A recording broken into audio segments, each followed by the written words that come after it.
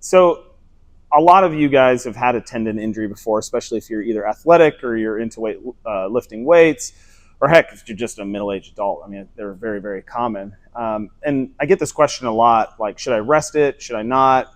Do I continue to exercise through it? And the reason why I'm making this video is I just had an exam that I finished up earlier today where the client was like, I've been kind of scared to exercise because I didn't know if it was going to cause more damage. And that's a very common concern. So I kind of wanted to address that a little bit here.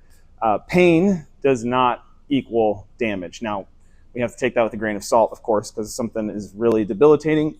There's, especially if there's trauma, maybe there is some damage. And that's why you have exams and you have people like me that help decide if x-rays, MRIs, and further testing is needed. But in the case of a tendon, generally speaking, once we've ruled out that there's not a tear, which is extremely rare, and let's say you've had it for 2 or 3 months like this fella did today, we can clearly state at this point that the extent of the acute or the initial irritation has calmed for most people.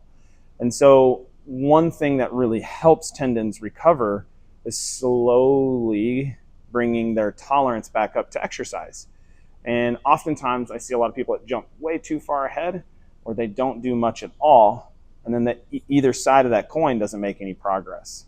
So a lot of it is figuring out where to start in the middle, and then also being reassured that as you do some exercise, working through a little bit of discomfort, kind of like when we go to the gym and we work through that last 2 or 3 reps of a set that challenges us, and that can be a little uncomfortable, that we're not doing further damage to the tendon, okay? A good thorough examination and really consultation is where I get a lot of this from, in just figuring out where are we at, how irritable is that tendon. And for each person, it's kind of like a thumbprint. It is going to be a little bit unique to your situation and in your time frame.